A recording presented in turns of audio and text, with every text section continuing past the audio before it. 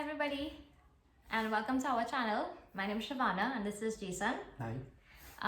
We decided to start this channel because we recently migrated to Canada, and while we were in the process we actually looked on YouTube, on the internet, to see if there was any content from like any Caribbean person to probably give us tips and probably just to see their process and their journey so we could probably gauge it, but there wasn't really any content.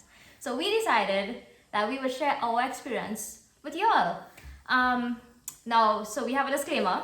We are not immigration consultants, nor are we affiliated with any immigration consultation firms. We are not lawyers, immigration lawyers, anything like that. We are basically here to share our experience. Hopefully it will inspire others to take the leap. Now, a lot of people will say, why you left Trinidad and Tobago? I mean, there's the best weather, the beaches that you go to anytime. But basically, we decided that we wanted to migrate because we wanted to just get access to more opportunities for our kids. So basically, we did it for our kids. But it doesn't really matter the reason why anybody wants to migrate. I think any reason is fine. And I think everybody should know that it's a great opportunity. Once you have all the requirements as outlined by CIC, then you'll be good to go. Right. Come in, see? Right. So what we are trying to achieve here is not so much as to give advice, but probably just to point people in the right direction through our story. Our story started many years ago. We made a decision. We told ourselves, we're gonna try this thing, and as time went on, it materialized and it became a reality. Now, it wasn't easy. It wasn't an easy decision. It was a difficult decision. Through some situations in Trinidad, the economy, certain things, it made it a little easier, but it was not an easy decision, and no one is going to take that decision lightly. It's a long process. It's an expensive process. It's time consuming. It will drain you, but in the end, it will be worth it. There are a number of steps to go through. We're going to share everything. We're going to try to share from when we decided to our initial scores, every single document that we needed, every single website that we would have used. We're going to share it. We're going to share our journey, which ultimately led to a COVID affected end, but it worked out. And there are a number of things that we would love to share throughout our experience, and we're going to share it. It's not going to be one video. We're going to do it over a few videos. We're going to once we get through those videos, then we're going to share certain things of our experience up here, like landing here, getting an apartment, getting a job, getting our kids in school, what else? Bills, the expenses you're gonna. Basically surviving Canada. Yeah. That could be the name for our thing, surviving Canada. Because apart from the weather, there are a number of things up here that's not straightforward. And we are still learning, and as we learn, we will try to share. Yeah, so going from that, we have like no regrets. We think that we made a really good decision. Canada is such a beautiful place. Yeah. It's the land of opportunities. I would tell anybody, if you can and you want to, I mean, it's a good decision to make, especially if you have kids. That was like a driving factor for us. Now, we will share the good, the bad, and the ugly, because we made like a lot of mistakes, right, during this process, because I think we started in 2017.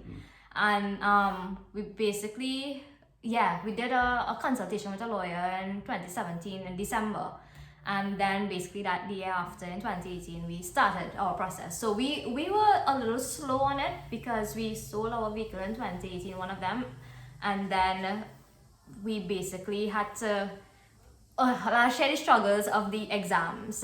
Like, don't make the mistakes that I made. He was fine, but anyway, when we get to that point, like I would share. Right.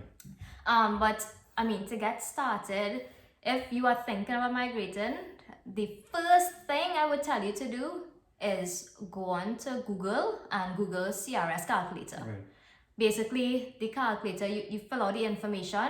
I mean, when it comes to the English exam, so whether you do CELPIP or IELTS, and for Trinidadians, IELTS is available in UE. So I mean, it's more economic for you to do it in Trinidad versus traveling to do it. Right. CELPIP isn't available in Trinidad. It's only available in the States States or and in Canada. Canada. Yeah. And IELTS, like you said, available in UE, and it's a good exam. So Yeah, so I would definitely recommend. hands down, yeah, I would definitely recommend IELTS because when we get to that part, you all will understand why. But I mean, it's an overall great experience, and we would. It's really hard, like Jason said. It's a difficult decision to make because you're leaving all your family members behind. You know, you come in here. Luckily we had a couple of friends, so it wasn't really like lonely for us. And then even if we keep each other's company really well, we like to explore. I've actually become a nature lover here. Like that wasn't my thing back home. I would just be like, no, you know, I don't want to hike or I don't want to do anything like that. But here they have nice trails, beautiful scenery. I'm like, okay, let's go and, you know, do something outdoorsy. So I kind of strayed a bit. So I was saying the CRS calculator. So when you're doing the calculator, you in the English part put like the second to last tier in the results. So basically, what the CRS calculator is it gives you a score. So you're filling all the information and it gives you a score. Now the program that we did was the Express Entry program, and that is a scored program. The higher you score, the better your chances of getting basically a nomination. An invitation, right? Called ITA. An ITA. So the higher you score on the CRS, the better your chances of getting that ITA. There are a number of factors that affect the score, and your English is one, your educational background is one, your work history is one. What else? Well, age is a factor as well. If you have family up here, is a big factor as well too. So the CRS calculator is the first thing you need to do. Like you said, Google it, check it out, put in your information, generate a rough score. You'll get a rough idea of what your score will be. Yeah. It can change, but the higher your score, I think the last score, there was a draw today, but the last one that there was last week, the score was 471. All right, and they put like about 4,200 people with that score. So if you get your score anywhere up near that, there's a very good chance you're going to eventually get a pull. We're going to go through in the videos to come, we're going to go through some of the things that would help get your score up. Documents, certificates, in terms of degrees or certificates, anything like that. We can definitely give what we went through and what is best practice for that. Yeah? Right. So we can only speak from our experience. This is not well, we got through. So you know, our process worked. So we could just basically share what we know. Another thing too is your NOC. So you can also Google NOC Canada, and you scroll down and you put in your job title, and you can see because Express Entry is actually it's for skilled workers. So basically you have to be a skilled worker to qualify to get into the pool and all that, right? So I know like in Trinidad and in Canada, the job titles vary. It varies. Yeah. So what you can do is you can look for like a close title, but look at the job description. Yeah. If the job description matches your job description, then you can go with that title. Right. That's basically what we did. And it doesn't have to be your current job. It can be a past job that you did. Once you can get a letter of employment showing the functions that you did, once it matches the functions of the NOC, that can be your NOC. All right. I think we'll go more into detail about the NOC in another video, but I think it's B and A A, B, and 0. and 0 are the only ones you can use. Yeah. If your NOC is C, you then need to do a wouldn't lot more qualify. research. Yeah. Try to get a B, a A, or a 0 NOC. A C NOC is not going to cut it. They're not going to accept it. Hands down, you're gonna fail.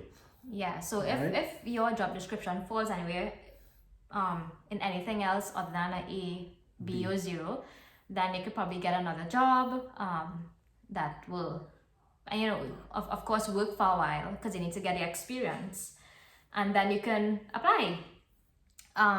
But yeah, so those two things. So you have homework, you have to do CRS calculator and do the NOC as well. So you do your NOC first and then the CRS calculator.